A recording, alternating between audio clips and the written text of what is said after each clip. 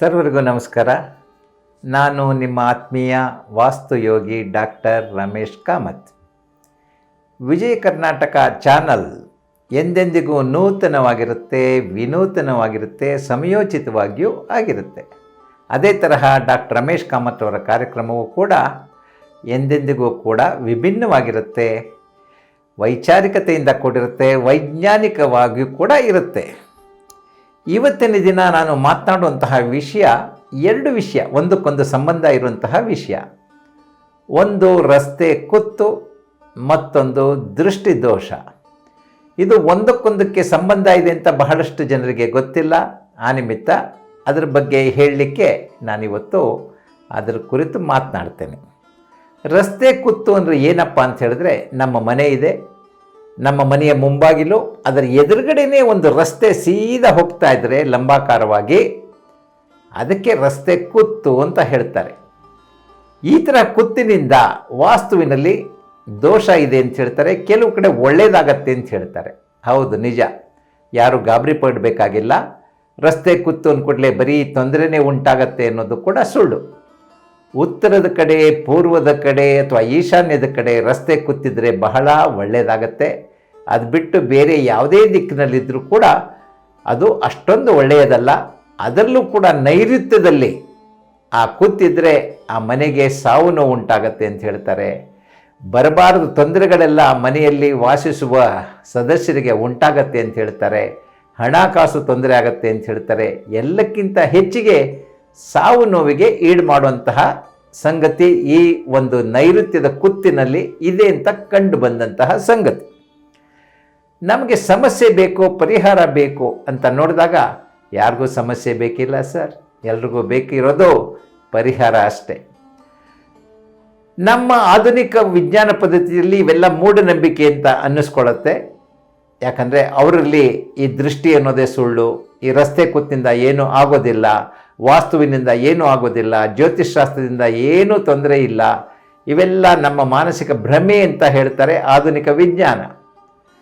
ಆದರೆ ಜನ ಅನುಭವಿಸೋದಿದ್ದಾರಲ್ಲ, ಅವರ ಅನುಭವವನ್ನು ಕೇಳಿದಾಗ ನಮಗೆ ಸಾಡೆ ಸಾತಿನಲ್ಲಿ ತೊಂದರೆ ಆಗಿದೆ, ರಸ್ತೆ ಕುತ್ತಿನಿಂದ ತೊಂದರೆ ಆಗಿದೆ ಅಂತ ಹೇಳೋ ವಿಪುಲವಾದ ಜನ ಸಿಗ್ತಾರೆ. ಯಾಕಂದರೆ ಅದು ಅವರ ಅನುಭವ.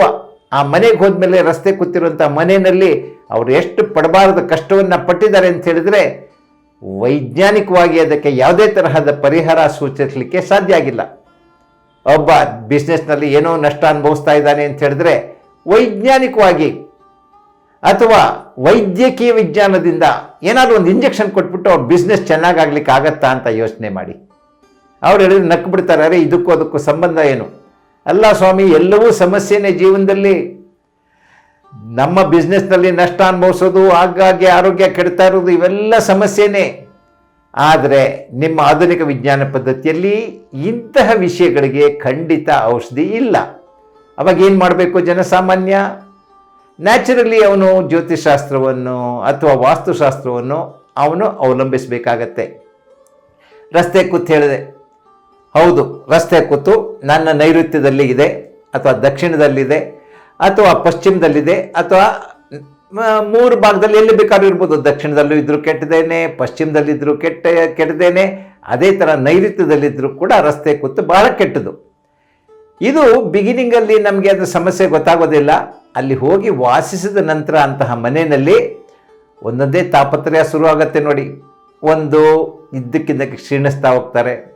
ಯಾವ ವೈದ್ಯಕೀಯ ಪದ್ಧತಿಯಲ್ಲೂ ಕೂಡ ನೀವು ಸರಿಗಿದ್ದಾರೆ ಅಂತ ಹೇಳ್ತಾರೆ, ಆದರೆ ಇವರು ದಿನನಿತ್ಯ ಅನುಭವಿಸ್ತಾ ಇರ್ತಾರೆ. ರಾತ್ರಿ ನಿದ್ರೆ ಸರಿಗೆ ಬರೋದಿಲ್ಲ, ಮತ್ತು ಯಾವುದೇ ವಿಚಾರದಲ್ಲಿ ಯಶಸ್ಸು ಸಿಗೋದಿಲ್ಲ. ಯಾವುದೇ ವಿಚಾರ ತಕ್ಷಣ ಆಗಬೇಕಾದ್ದು ಕೂಡ ತುಂಬ ದೂರ ಆಗ್ತಾ ಇರುತ್ತೆ. ಹಾಗಾಗಿ ಆ ಮನೆಯಲ್ಲಿ ಸಾವು ನೋವು ಉಂಟಾಗ್ತಾ ಇರುತ್ತೆ. ಇದ್ದಕ್ಕಿದ್ದಂಗೆ ಆಕ್ಸಿಡೆಂಟ್ ಆಗಿ ಸಾಯ್ತಾರೆ, ಇದ್ದಕ್ಕಿದ್ದಂಗೆ ಕೈಕಾಲು ಮುರ್ಕೊಳ್ತಾರೆ. ಈ ಥರ ಹಲವಾರು ಸಂಗತಿ ಒಂದಾದ್ಮೇಲೆ ಒಂದು ಬಂದರೆ ಏನಂತ ಹೇಳ್ತೀರಾ? ಒಂದು ಸಲ ಬಂದರೆ ಏನೋ ಅದು ಕಾಕ್ತಾಳಿ ಅಂತ ಹೇಳ್ಬೋದು. ಆದರೆ ಒಂದಾದ ನಂತರ ಒಂದು ಬರುತ್ತಲ್ಲ, ಅದು ರಸ್ತೆ ಕುತ್ತೇನು ಮಾಡುತ್ತೆ? ದೃಷ್ಟಿಯನ್ನು ಉಂಟು ಮಾಡುತ್ತೆ ಜನರ ಮೇಲೆ. ದೃಷ್ಟಿ ಅಂತ ಹೇಳಿದ್ರೆ ನಜರ್ ಅಂತ ಹೇಳ್ತಾರೆ. ಬ್ಯಾಡ್, ಎವಿಲ್ ಅಂತ ಹೇಳಿದರೆ ನಮಗೆ ಕಣ್ಣಿಗೆ ಕಾಣದ ಯಾವುದೋ ಒಂದು ನಕಾರಾತ್ಮಕ ಶಕ್ತಿ ನಮ್ಮ ದೇಹ ಮನಸ್ಸನ್ನು ಆವರಿಸುತ್ತೆ. ಅದು ನಮಗೆಲ್ಲ ತರಹದ ತೊಂದರೆ ಉಂಟು ಮಾಡುತ್ತೆ. ಆ ಥರ ಸಂದರ್ಭದಲ್ಲಿ ನಮ್ಮ ವಾಸ್ತುವಿನಲ್ಲಿ ಎರಡು ವಿಷಯ ಹೇಳಿದೆ, ನೆನ್ಪಿಟ್ಕೊಳ್ಳಿ. ಒಂದು ಧೂಮ್ರ ಗಣೇಶ ಅಂತ. ಈ ಧೂಮ್ರ ಗಣೇಶ 3 ಮಣ್ಣಿನಲ್ಲಿ ಮಾಡಿರ್ತಾರೆ. ಒಂದು ಕೃಷ್ಣಜೇಡ, ಶುಕ್ಲಜೇಡ, ನಾಗಜೇಡ ಅಂತ, ಅಂದರೆ ಹುತ್ತದ ಮಣ್ಣಿನಲ್ಲೂ ಕೂಡ ಮಾಡಿರ್ತಾರೆ. ಮಧ್ಯದಲ್ಲಿ ಗಣೇಶ ಇರುತ್ತೆ. ಇಲ್ಲಿ ನೀವು ಸಾಂಬ್ರಾಣಿ ಬತ್ತಿಯನ್ನು ಇಡಬೇಕು. ಒರೆಸಿದ್ರೆ ಇಲ್ಲಿ ನೀರು ಹಾಕಿ, ಮತ್ತು ಅದರಲ್ಲಿ ನೀವು ಅರ್ಶಿನ ಕುಂಕುಮ ಹಾಕಿ, ನಂತರ ಒರೆಸಿದ್ರೆ ಇಲ್ಲಿ ಹೊಗೆ ಮೇಲಕ್ಕೆ ಹೋಗೋ ಬದಲಿಗೆ ಕೆಳಗಡೆ ಬಂದು ಆ ನೀರಿನಲ್ಲಿ ಸೇರಿ ಹಾಲು ಥರ ಆಗುತ್ತೆ. ಅದನ್ನು ತಲೆಗೆ ಪ್ರೋಕ್ಷಣೆ ಮಾಡ್ಕೊಳ್ಳೋದ್ರಿಂದ ಒಂದು ಮಂತ್ರ ಹೇಳಿ ನಿಮಗೆ ದೃಷ್ಟಿ ಪರಿಹಾರ ಆಗತ್ತೆ. ಇದನ್ನು 1 ವಾರಗಳ ಕಾಲ ಮಾಡಬೇಕು. ನಂತರ ವಾರಕ್ಕೊಂದು ಸಲ ಮಾಡಿದ್ರೆ ನಿಮಗೆ ರಸ್ತೆ ಕುತ್ತಿನ ದೃಷ್ಟಿ ಪ್ರಭಾವದಿಂದ ಕಡಿಮೆ ಆಗತ್ತೆ.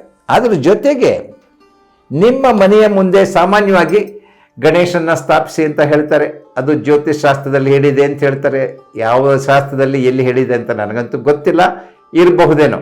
ಆದರೆ ನಮ್ಮ ವಾಸ್ತುಶಾಸ್ತ್ರದಲ್ಲಿ ಇದೊಂದು ಯಂತ್ರ, ಶಂಭು ನಿಶಂಭು ಯಂತ್ರ ಅಂತ. ಶಂಭು ನಿಶಂಭು ಯಂತ್ರ. ಈ ಯಂತ್ರವನ್ನು ರಸ್ತೆ ಕುತ್ತು ಇರುವಂತಹ ಮನೆಯ ಕಾಂಪೌಂಡ್ಗೆ ಅದರ ಎದುರುಗಡೆನೇ ಕೂತಿರಬೇಕು. ಅಂತಹ ಜಾಗಕ್ಕೆ ಇದನ್ನು ಸ್ಥಾಪನೆ ಮಾಡೋದ್ರಿಂದ ಆ ಒಂದು ರಸ್ತೆ ಕುತ್ತಿನ ಪರಿಣಾಮ ಬಹಳಷ್ಟು ಕುಗ್ಗತ್ತೆ. ಅದು ಅಷ್ಟೊಂದು ತಗೊಳ್ಳೋದಿಲ್ಲ. ಇದು ನವಧಾತುವಿಂದ ಮಾಡಲ್ಪಟ್ಟಿದೆ. 9 ಧಾತು ಅಂತ ಹೇಳಿದ್ರೆ 9 ಲೋಹಗಳಿಂದ.